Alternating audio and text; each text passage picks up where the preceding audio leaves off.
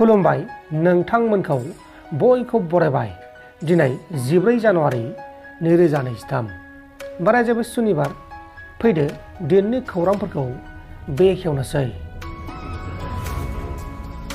सनितपुर जिल्लानि सिङाव थानाय बरसलानि इभेक्सन खालामनाय हायाव 5 मेगावाटनि सलार पार्क बानायनाय जागोन आरो गासै 864 बिगा 2 कटा 11 लेसा हाखौ बाहायनाय जागोन होननानै गुवाहाटी नोगोरमानि सिङाव थानाय जनता भवनाव जानाय केबिनेट मिटिंआव बे बाथ्राखौ फोरमायदों। बिटिआर ओनसोलावनो सासे बर' सुबुंखौ बुथारनो नागिरदोंमोन। क'क्राझार डिस्ट्रिक्टनि सिङाव थानाय नाराबारि गामिनि शरद चन्द्र वारिखौ थांनाय हरनि 8:45 रिंगासो समाव बाथिपारासिम थांबाय थानाय समावनो लामा ससेयाव माखासे दुथांफोरा गाग्लोबनानै बुथारनो नाजादोंमोन। बिथाङा गावजों जानाय जाथायखौ मा बुंखो बेखौ ससे खोनासंबानो जाबाय। आं सानदोंमोन जोंनि बिबथै आरो आं लोगो दंमोन, जों फैदों नाराबारि गयथ' माने बाथिपारा ड्रप खालामनो।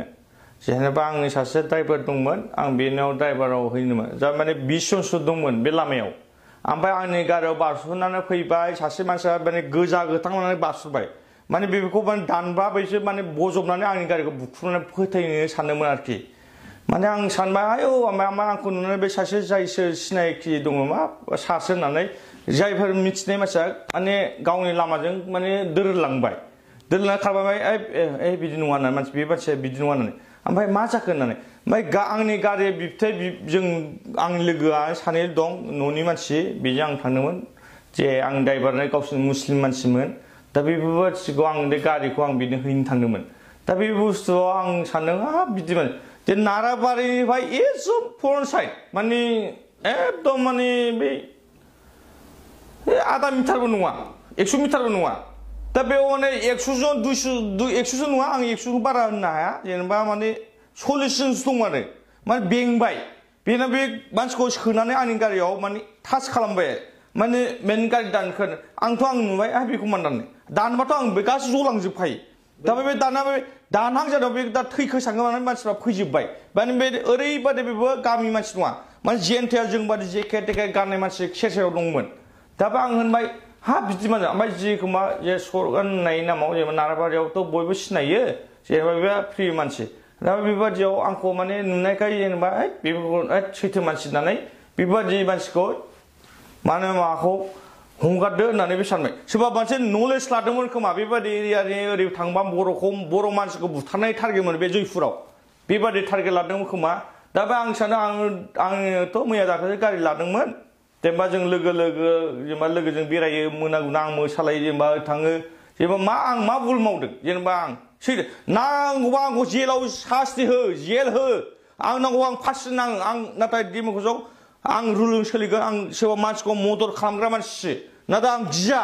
जाय मानसिया आंखौ बेंदों आं दुखु मोनदों, आं बिसोरनि खहा मा मावदों, आं बिसोरनि जाथिनि थाखाय मा मावदों आंखौ बेंनो थाखाय बे लामाजों आं बेरायनो हाया नामा? आं नङा, आं बे 2-3 लोगो बेरायदों, बेबो 8:30 बे टाइमाव।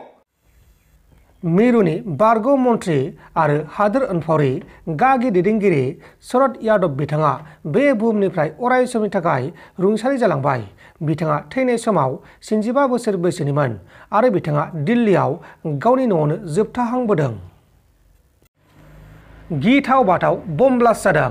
केरलानि कान्नुर जिल्लानि सिङाव थानाय तालासेरियाव गंसे न'आव हरखाबै बम ब्लास्ट जादों आरो बे बम ब्लास्ट जानाय जाथायाव न'सेनि सासे सुबुङा गोब्राब जोखोम जादों।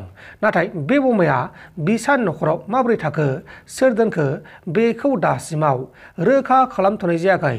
बे समाव जोखोम जानाय सुबुंखौ फाहामसालियाव फाहामथाय होगासिनो दङ आरो जाथायनि सायाव नायबिजिरगासिनो दङ। जोखोम जानाय सुबुंनि मुङा जाबाय जितिन। नोंथांमोन दासिमनि माखासे खौरांफोरा बेखिनिनोमोन। बेखिनिसिम नायनायनि थाखाय नोंथांमोननिसिम रोजा रोजा साबायखर। गोजोन्थों। एसेनोसै। जै बर' हारिनि।